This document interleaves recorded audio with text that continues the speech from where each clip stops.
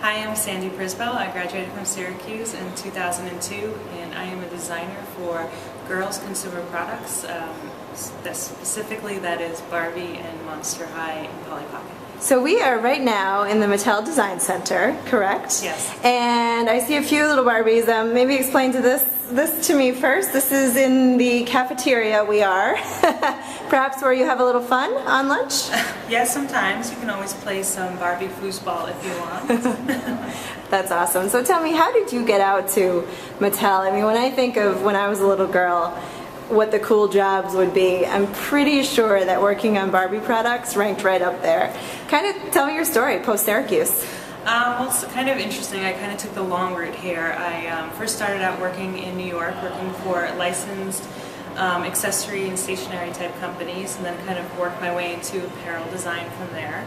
And then took a trip down to Florida and worked there for a little while, designing juniors apparel, graphic t-shirts.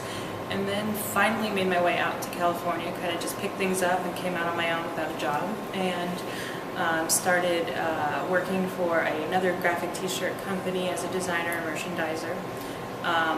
And then I actually got laid off due to the economy and my lack of seniority at my company because I moved around so much. But after 11 months of kind of just freelancing and trying to make things work, I ended up at Mattel, which was kind of an amazing situation. Yeah. I never thought I would be here, and this is kind of exactly what I've always wanted to do, so it worked out.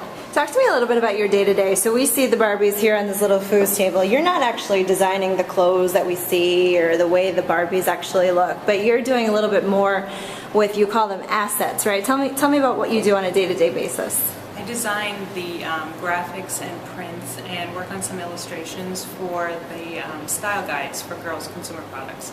So what I actually draw ends up being sent around the world to be used on products like bikes or apparel or accessories, stationery, band-aids, anything like that.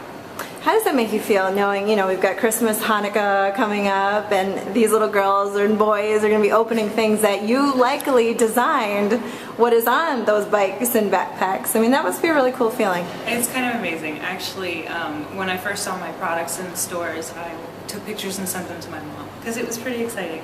And so every time I see something out there, I just am thrilled. It's awesome.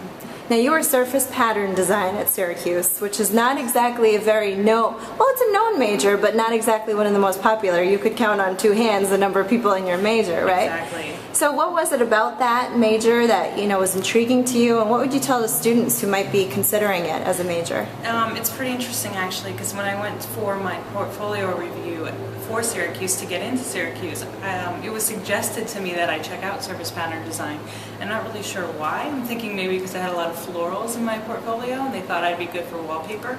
But I kind of was against wallpaper and wanted to do something that was always a little bit more edgy or exciting or whatever. Yeah. So it's the one field that I found that I could paint and draw and do a lot of work by hand where I could actually get a job at a company. So as an artist. So that was kind of the draw for me. And then I minored in textile design to kind of get a rounded out kind of major there. So. Anything you learned at Syracuse, or you kind of wish you knew when you were a student there? Something you might tell to students who are, you know, they've got angst over finding a job, or we all know what that angst feels like. What might you say to them? Well, definitely get out there, network, remember people, take names.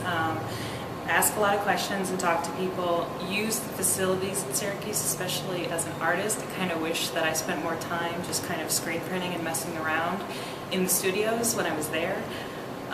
So those things for sure. Otherwise, just, you know, do what you love. That's awesome. I like the or I shouldn't say the intriguing part, but the mysterious part of your job is that we literally are in the cafeteria because this is the only place I am allowed to go. I mean, what's that like coming to work every day and knowing that what you're designing is so top secret to you and the other employees? Well, I've never been a good secret keeper, so it's a little, you know, makes me want to just go, wait till you see it. Yeah.